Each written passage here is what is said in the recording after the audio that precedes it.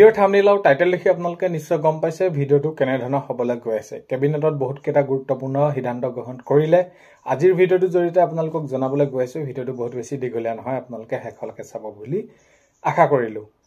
তো প্ৰথমটো খবৰ হৈছে বৰ্ধিত মুৰগীয়া বানাস সাহায্য প্ৰদান। এইখিনি ক্ষেত্ৰত আপোনালোকে পইণ্ট ৱাইজত আছে, মই এইখিনি প্ৰথমৰ অৱস্থাত এইখিনি পইণ্টখিনি কৈ দিছোঁ। বাকীখিনি আপোনালোকক মই স্ক্ৰীনত লগাই দিম, আপোনালোকে সেইখিনি নিজে চাই ল'ব। কাৰণ কেলে মই যদি বহুত বেছি তেনেদৰে কৈ থাকোঁ বহলাই, তেতিয়া ভিডিঅ'টো বহুত বেছি দীঘলীয়া হৈ পৰিব। বাৰু যি কি নহওক, প্ৰথম খবৰটো যদি আপোনালোকে তেনেদৰে চায়, যিসকল কৰ্মচাৰী আছে, পেঞ্চনাৰ আছে, তেওঁলোকৰ বাবে সেইখিনি খবৰ। তো আপোনালোকে প্ৰথমটো হৈছে স্ক্ৰীনত দেখি আছে আপোনালোকে বৰ্ধিত মুৰগীয়া বানাস আৰু সাহায্য প্ৰদান। এতিয়া কেবিনেটে 1 জুলাই 2025 সংশোধিত হাৰত কৰ্মৰত আৰু অৱসৰপ্ৰাপ্ত ৰাজ্যিক কৰ্মচাৰী আৰু পেঞ্চনাৰসকলক মুৰগীয়া বানাস মুৰগীয়া সাহায্য প্ৰদানত অনুমোদন জনাইছে। কেবিনেটে সেইখিনি অনুমোদন জনাইছে। তো হয়, কেবিনেটে 1 জুলাই 2025 সংশোধিত হাৰত কৰ্মৰত আৰু অৱসৰপ্ৰাপ্ত ৰাজ্যিক কৰ্মচাৰী আৰু পেঞ্চনাৰসকলক মুৰগীয়া বানাস আৰু মুৰগীয়া সাহায্য প্ৰদানৰ অনুমোদন জনাইছে। স্ক্ৰীনত লগাই দিছোঁ, আপোনালোকে সেইখিনি চাই ল'ব।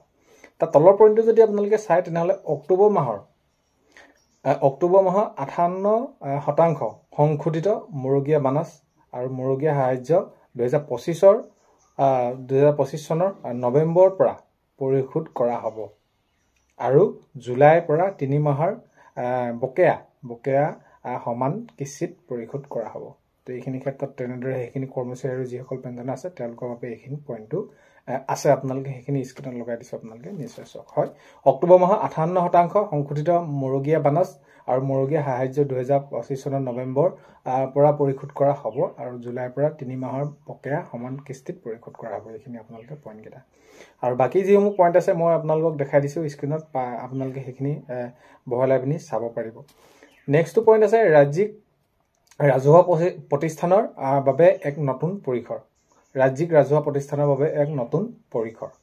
তাৰপৰা নেক্সটটো খবৰ আছে, নেক্সটটো আছে এমনিয়া ইউৰিয়া পৰিসৰত বিনিয়োগ বৃদ্ধি।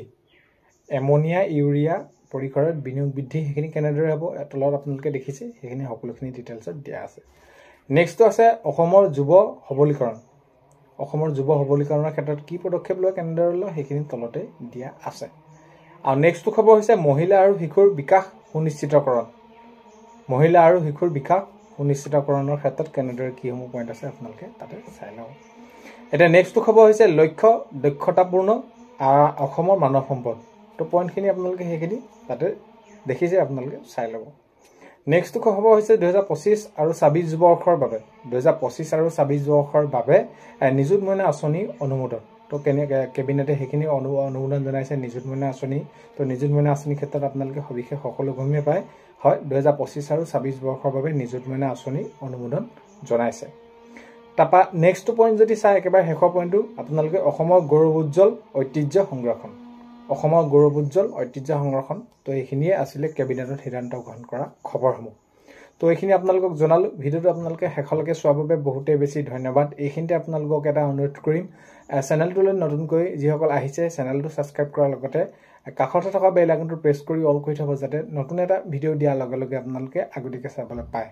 যদি ভিডিঅ'টো চাই ভাল পালে লাইক এটা কৰিবলৈ নাপাহৰিব আৰু ভিডিঅ'টো বহুত বেছি শ্বেয়াৰ কৰি দিব বুলি আশা কৰিলোঁ। তো আগন্তুক সময়ত নতুন নতুন খবৰসমূহ পাই থাকিলে আপোনালোকক জনাম। সেয়া লাগে আঁচনিৰ ক্ষেত্ৰতে হওক, চৰকাৰী চাকৰিৰ ক্ষেত্ৰতে হওক, কৰ্মচাৰী পেঞ্চনৰ ক্ষেত্ৰতে হওক, দৰমহাৰ ক্ষেত্ৰতে হওক, যি যেনেদৰে নহওক। তো এইখিনি আপোনালোকক জনাবলৈ চেষ্টা কৰিম। বাৰু যি কি নহওক, আকৌ এবাৰ বহুত বেছি ধন্যবাদ। অন্য এটা ভিডিঅ'তে লগ পোৱা আশাৰে আজিলৈ